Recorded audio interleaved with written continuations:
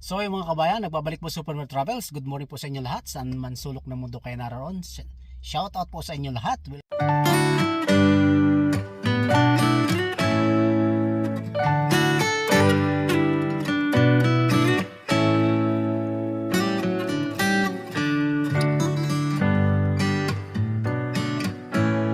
Welcome back to my vlog. So mga kabayan, kumusta na po ulit kayo? So mga 2 linggo tayo hindi nakapag-upload. At meron na tayong mga video na dapat i-upload kaso hindi pa po natin na-i-edit. So ayun mga kabayan, at abang-abang lang po kayo sa ating mga i-upload na video, sa ating mga original content na i-upload sa ating YouTube channel. So yung po mga kabayan, marami po din po nagtatanong. Pasensya na po kayo, nandito po ako sa Australia mga kabayan. Nagtatanong kung nasaan yung location ko. Yung iba naman nagtatanong, hindi ko din masagot, yung iba nasasagot ko. So sa kadilahan ng busy po tayo. Pasensya na po kayo mga kabayan. Ang akin po mga video na ina-upload dito sa ating YouTube channel ay gawin po inyong pattern sa inyong pang-araw-araw na trabaho sa diagnosing. Okay? Maraming salamat po muli sa inyong pagtitiwala. Ang ginagawa po natin ngayon ay Elantra, Hyundai Elantra. So mga kabayan, ang problema nito kabayan, kapag binuksan itong driver side door, lahat po ng door lock ay actuator nag-activate. Ang tunog niya tak tak tak tak tak tak. So bubuksan natin. So ayan mga kabayan. May ano kasi kabayan kaya nagsara tayo, may nagpapatugtog, makaka-copyright tayo. So bubuksan natin kabayan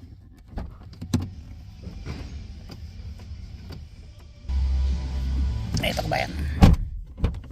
Ayun gumagalaw kabayan Ayan. Pati yung kabila, lahat kabayan yan actually.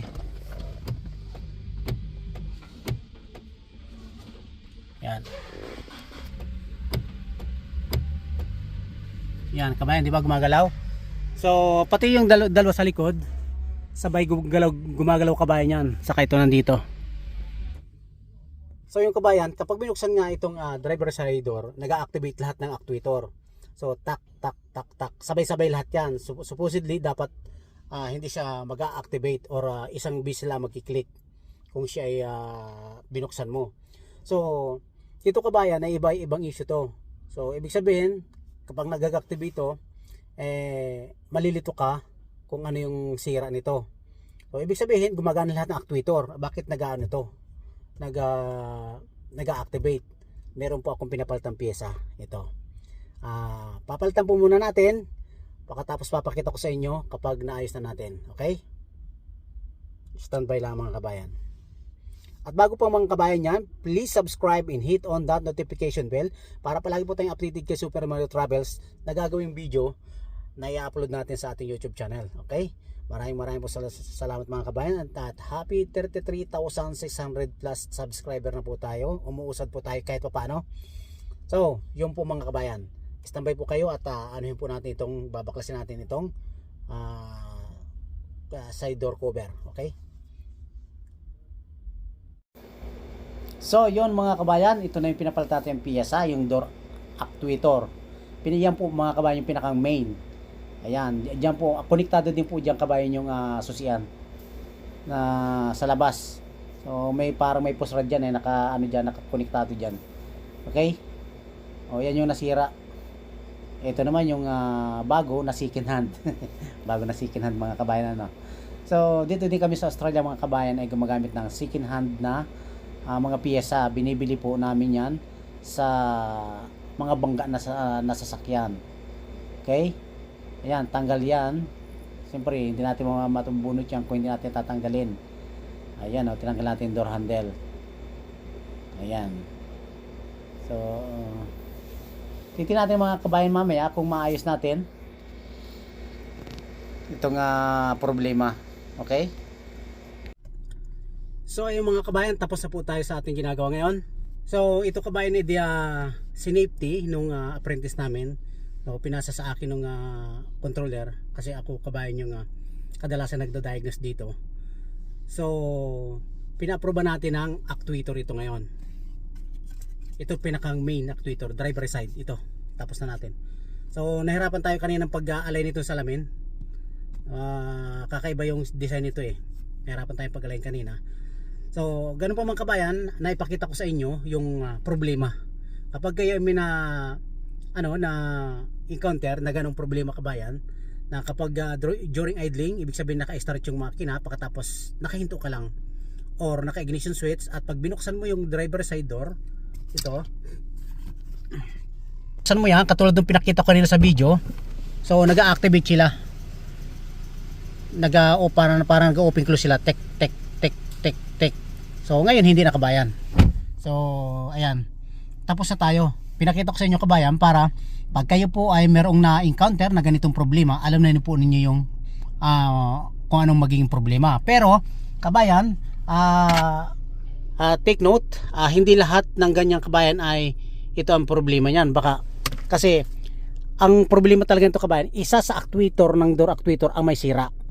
So kaya kabayan, ayan, isa sa it's either na itong unahan o itong hulihan, it's either na ito nandyan, it's either na to.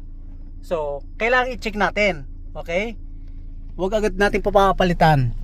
So ang gagawin natin kabayan, i-check natin pare-parehas ang actuator niyan, yan, kung may sira siya. So ang nangyari kabayan kasi dito, kapag binuksan mo, automatic na mag-activate ito. Ngayon mag-activate lahat ng pinto, door lock.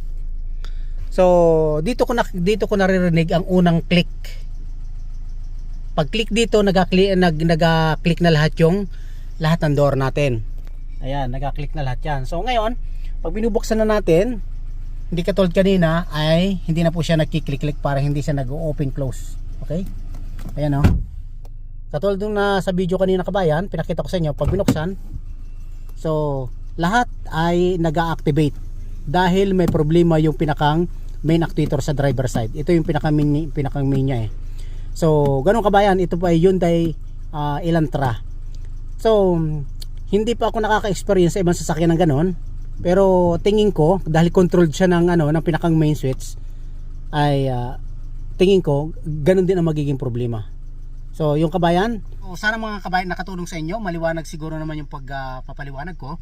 At sana paki-share and like and subscribe and hit on that notification bell para palagi po tayong updated kay Super Mario Travels. Okay mga kabayan, ito pong video na ito kabayan ay ginagawa natin para po sa inyo lahat ito. Lalong lalo na po doon sa mga baguhan pa lang. So doon sa magagaling na, hindi na po para sa kanila ito kasi magagaling na sila. So ito po ay para doon sa mga nagdi-DIY at saka doon sa mga baguhan. So napakaraming mga nag-uusbungang mga mekaniko, yung mga kabatang mekaniko. Gawin po ninyong pattern ang aking mga video. So kapag hindi po ako nakakapag-reply, ibig sabihin po busy talaga ako kabayan. Nandito po kabayan sa Western Perth, Australia, kaya hindi ko po masagot lahat ang inyong katanungan. So yung po nagtatanong po kabayan ng kung saan nasa ang location ko, kabayan, nandito po ako sa Australia. So mga kabayan, maraming salamat po. This is Super Mario Travels once again, Western Perth, Australia. Bye bye.